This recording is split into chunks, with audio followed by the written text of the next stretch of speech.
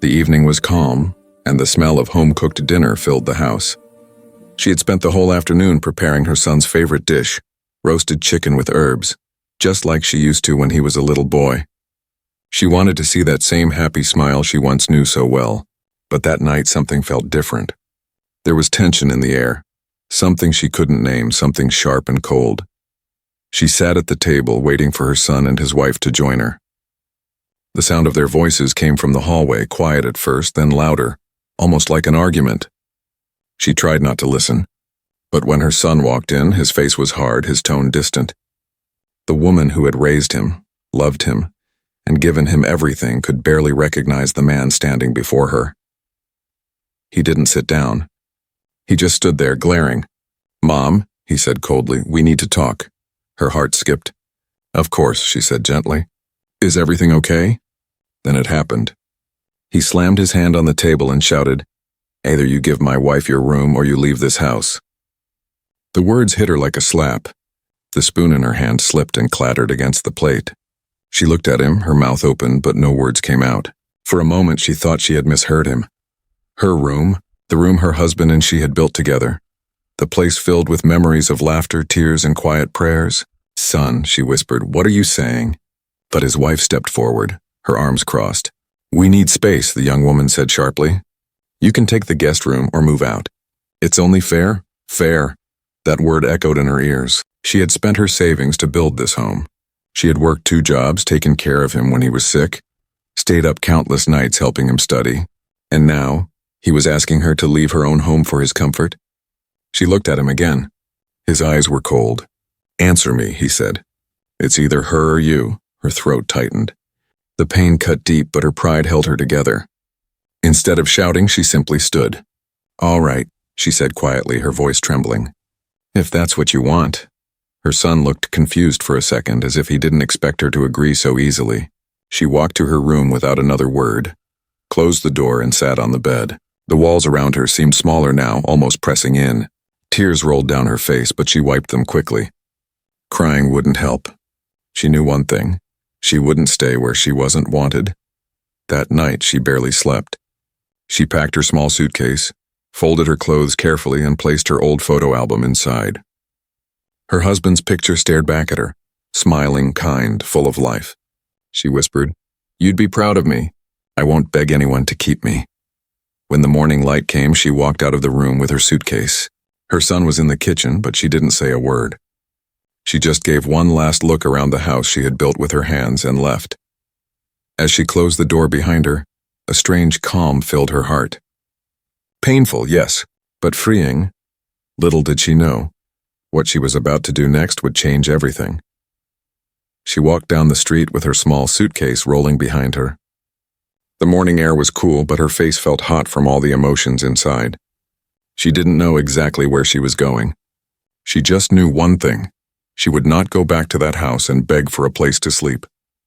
At the corner of the main road, she stopped. Cars passed by, people hurried to work, students in uniforms laughed with their friends. The world looked normal, but her world had just broken. For a moment, she felt completely alone.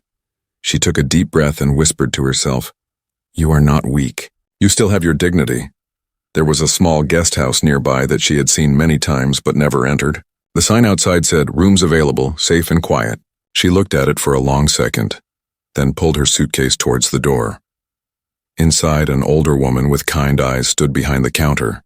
"Good morning," the woman said with a gentle smile. "Can I help you?" "Yes," she replied softly. "I need a room, just for a few days." The woman noticed the sadness in her eyes but didn't ask too many questions. "Of course," she said. "We have a single room on the 2nd floor. It's small but clean. Breakfast is included." "That's more than enough," she answered. After filling out a small form and paying for a few nights, she went up to the room. It was simple: a bed, a small wardrobe, a window with thin white curtains. The silence wrapped around her like a blanket. She put her suitcase on the floor and sat on the bed. Only then did the tears come again, but this time they were different. They were not tears of begging or helplessness. They were tears of letting go. She took out her old photo album and opened it slowly. There were pictures of her son as a baby, his first day at school, his graduation. In every photo, she was there somewhere in the background, smiling proudly. She traced her finger over his young face and whispered, "Where did that boy go? When did you change so much?" Her stomach growled, reminding her that she hadn't eaten since the day before. She wiped her eyes and went downstairs to the small dining area. The guest house owner was there, arranging some bread and tea on the table. "Please sit," the woman said kindly. "You look tired." She sat down and tried to smile. "Thank you, it's been a long night." The owner hesitated, then gently asked, "Trouble at home?" She didn't want to share everything, but the warmth in the woman's voice made her feel safe. "My son asked me to leave the house," she said. "He wants my room for his wife." The owner shook her head with disbelief. "In your own home?" "Yes," she replied quietly. "In my own home." For a moment, they sat in silence. Then the owner said, "You know, sometimes we love our children so much that we forget to love ourselves. But you have the right to respect, to peace, to your own bed." Those words touched something deep inside her. She nodded slowly. "I don't want to hate him," she said. "But I also don't want to live like a burden." "You are not a burden," the owner replied firmly. "Do you still have the house papers? Are they in your name?" That question made her pause. She thought back. The house had been bought many years ago after her husband passed away. She remembered signing the documents alone at the lawyer's office. Her husband had left some savings for her, and with that money and her hard work, she had paid for everything. "Yes," she said slowly. "The house is in my name." The owner looked at her with raised eyebrows. "Then you are not the one who should feel insecure." The words stayed with her long after breakfast. She went back to her room and opened her small folder of important papers she always kept in her suitcase, just in case. There they were, copies of the house documents with her name clearly written as the owner. Her hands shook as she held them. All this time she had thought of the house as our home, the place for her son and his new family. She never imagined they would use it against her. She stared at the paper and felt something change inside. A quiet strength, a new kind of calm. That afternoon, she took out her old mobile phone and searched for the number of a lawyer she had visited years ago for some advice. She wasn't sure if he would still remember her, but she knew one thing now. She would not fight with screams. She would not insult anyone. She would protect herself with dignity, with the law, and with a decision nobody expected. With a steady breath, she dialed the number. The real story was just beginning. The phone rang 3 times before someone picked up. "Hello, Office of Advocate Rahim," a polite voice said. She cleared her throat. "Good afternoon. My name is Layla," she said softly. "I came to your office some years ago, about a house matter. I don't know if you remember me." There was a short pause, then a warm reply. "Ah, yes, I do remember you. You bought a house after your husband passed away, right?" She felt a small wave of relief. "Yes, that's me. How can I help you today?" he asked. She hesitated, then told him everything. Not with anger, but with simple, painful honesty. She spoke about her son's cold eyes, his wife's crossed arms, and the words that echoed in her head, "Give my wife your room or leave my house."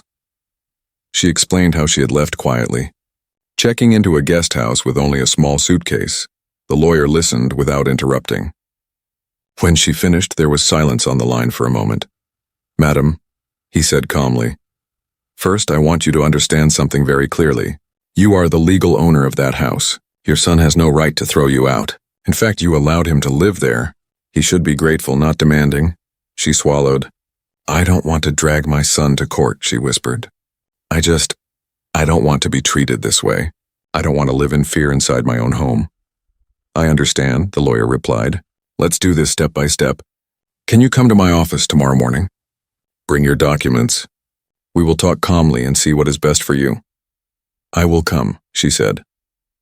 That night at the guest house, she lay awake, staring at the ceiling. She wasn't planning revenge. She didn't want to destroy her son's life. But she knew now that if she kept silent, things would only get worse. They might take more from her room, her savings, her peace, until nothing was left. "I have given enough," she whispered. "Now I will protect what is mine." The next morning, she dressed in her simple, neat clothes and tied her hair back. She looked at herself in the mirror and saw someone tired but stronger than before. With the folder of papers in her hand, she left for the lawyer's office. The office was on the 3rd floor of an old building in the city center. When she entered, the lawyer stood up from his chair and greeted her warmly. He was a middle-aged man with kind eyes behind his glasses. "Please sit," he said. "Show me the papers." She handed him the documents. He studied them carefully, flipping through each page. Finally, he looked up and nodded. "Yes, everything is clear. You paid for the house. The property is in your name only. Legally, you are the owner. Your son and his wife are just staying there because you allowed them to." She felt a surprising mix of sadness and relief. "What can I do?" she asked quietly. The lawyer folded his hands on the table. "You have many options. You could ask them to leave. You could decide to sell the house. You could rent it out and use the money to live somewhere peaceful. Or you could let them stay. But with clear rules that you set, not them." She thought about the last option and felt her chest tighten. She knew her son's wife would never truly respect her. The house felt poisoned now, filled with loud words and cold eyes. Even if she went back, it would never feel like home again. "I don't feel safe there anymore," she admitted. "I can't rest in that place now." "Then perhaps," the lawyer said gently, "it is time to use this house to build a new life for yourself. You have the right to live with dignity in peace. Nobody, not even your own child, has the right to shout at you like that and treat you as if you are nothing." His words were firm, but full of care. She nodded slowly. "What if I decide to sell it?" she asked. "Not to punish them, but to free myself?" The lawyer leaned back. "If you want to sell, we can start the process. But first, I suggest one step. I will prepare a formal notice to your son. Not an angry letter, just a clear legal message. The house belongs to you, and you have decided what you will do with it. They will have to face that truth." A strange calm filled her chest again.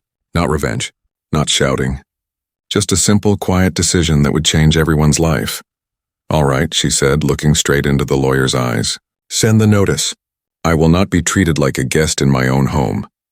As she left the office, the city around her seemed a little brighter. For the first time in a long time, she wasn't just a mother trying to please everyone. She was a woman who knew her worth, and soon, her son would discover that too.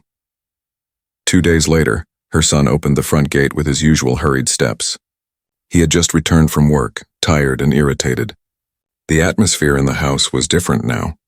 It felt strangely quiet without his mother moving around, cooking or asking softly, "Did you eat?" His wife was sitting on the sofa, scrolling through her phone. On the table in front of her lay an envelope with his name on it. "Someone came from a lawyer's office," she said, not looking up. "That letter is for you," he frowned. "A lawyer? Why?" He tore the envelope open and unfolded the papers inside. His eyes moved quickly over the words, and as he read, the color slowly left his face. It was a legal notice. Simple, clear, and powerful. It said that the house legally belonged to his mother. It reminded him that she had paid for it, that her name was on every paper, and that she had full rights over the property. It also said she had left the house by her own choice, but now she was considering selling it or asking them to leave. His hands began to shake. "What is this?" his wife asked, finally sitting up straight. He read parts of it out loud, his voice becoming tight. She got a lawyer involved." His wife clicked her tongue. "So what? She's just trying to scare us." "She won't really do anything. She's old and soft-hearted. She always forgives you," but this time he wasn't so sure. He remembered the look on his mother's face the night she left. There was pain in her eyes, yes, but also something else. A quiet strength, a final line being drawn. He sank onto the chair and leaned his elbows on his knees, holding his head. For the first time, he thought about what he had done. Not from anger, not from ego, but from a place of shame. He remembered being a small boy, afraid of the dark, hiding in his mother's room. She always let him sleep on her bed. She was the one who sacrificed her own food when there wasn't enough. She was the one who worked late so he could study. And now he had told that same woman to leave her own house. His chest felt heavy. His wife raised her voice. "Why are you acting like she's some saint? She left on her own. We just asked for the room. You're the man of the house. You should stand your ground." He looked at her, and for the first time, something inside him questioned everything. "Man of the house?" he repeated slowly. "This isn't my house. It's hers." His wife rolled her eyes. "Oh, come on. You're her only son. One day it will be yours anyway." He shook his head. "That doesn't give me the right to throw her out." There was a long silence. Finally, he stood up, grabbed the notice, and picked up his keys. "Where are you going?" his wife asked. "To find my mother. he said quietly. He knew where she might be. She had once mentioned the guest house near the main road as a safe place she had stayed at many years ago for a short time. Something told him she would choose the same place again. When he arrived at the guest house, his heart was racing. He asked the owner at the counter, "Excuse me, is there a lady staying here?" "Her name is Layla." The owner looked at him carefully, then nodded. "Yes, she's here. Room 2104. But before you go up," the woman added, her tone firm, "don't speak to her with the same voice that made her leave." The words stung. He lowered his eyes. "I understand," he muttered. He climbed the stairs slowly, each step feeling heavier than the last. When he reached the door of room 204, he lifted his hand to knock, then froze. Part of him wanted to run away, pretend nothing had happened. But the letter in his pocket felt like a weight he could not ignore. Finally, he knocked. Inside, she was folding some clothes when she heard the sound. She opened the door gently, and there he was, her son. The same boy she had once carried on her hip. But now he stood before her as a man who had hurt her deeply. For a moment, neither of them spoke. "Mom," he finally whispered, his voice shaking. She looked at him calmly, not with anger, but with a quiet strength he had never seen so clearly before. "Why are you here?" she asked softly. He took out the letter with trembling fingers. "I got your notice." She didn't reach for it. She didn't rush to comfort him.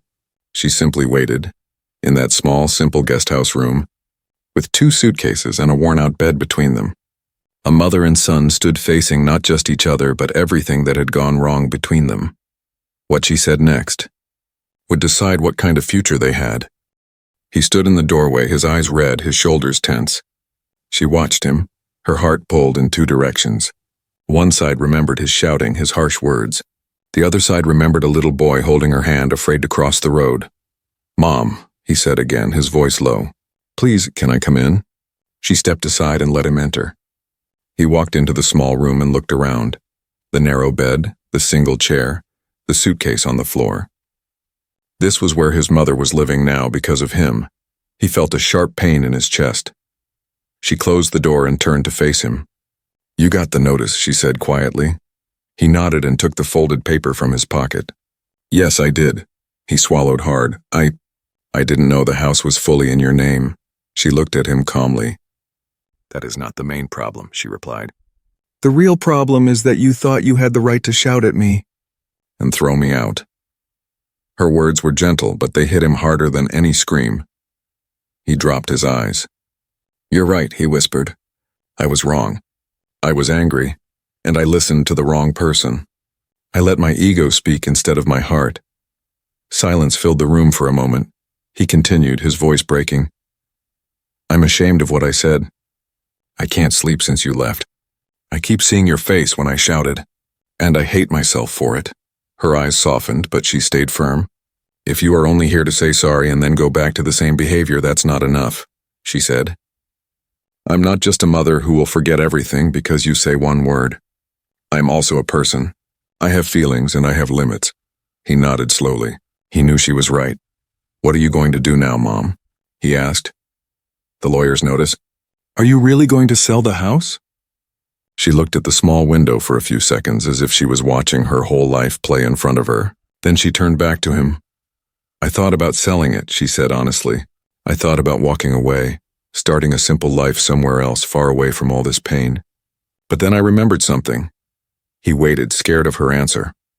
"I remembered that this house is not just walls and bricks." She went on. "It is the story of my life, your childhood, your father's memory.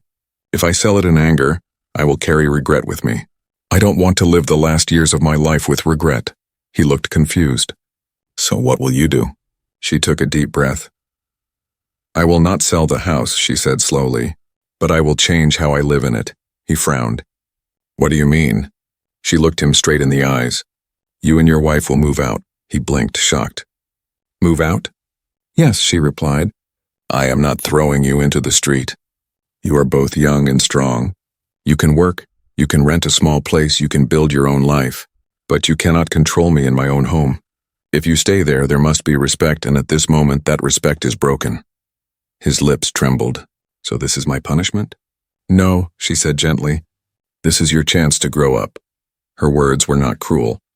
They were steady, like a teacher talking to a student who needed to learn a hard lesson. He sat on the bed, covering his face with his hands. "I don't want to lose you," he whispered. "You are not losing me," she answered softly. "I am still your mother. You can visit. You can call. We can share meals. But the house, the rules? Those will be mine now, not yours, not your wife's." He was quiet for a long time, then finally nodded. "I understand," he said. "If this is what you decide, I will accept it. I don't deserve your kindness, but thank you for not closing the door completely." She walked closer and put a hand on his shoulder. "I love you," she said. "That will never change. But loving you does not mean I have to hurt myself." A tear slipped down his cheek. "I'm sorry, Mom," he said again, and this time it was not just a word. It was a promise. Days later, with the lawyer's help, new agreements were written. Her son and his wife found a small apartment to rent. It was not as big or as comfortable as her house, but it was theirs to manage. Slowly, he began to understand what it meant to build a home, not just live in someone else's. She moved back into her house, not as a silent, scared mother, but as a confident woman who knew her worth. She kept one room ready for her son to visit, not to control, but to come as a guest with respect. And the thing no one expected was this. After some time, her son changed. Truly changed. With distance came understanding. With responsibility came maturity. He started visiting her with flowers, with small gifts, with a quiet, humble smile. What she did next was simple, but powerful. She forgave him. Not in one day, not in one moment, but slowly, with time, with boundaries, and with self-respect. And that, more than anything, changed all of their lives.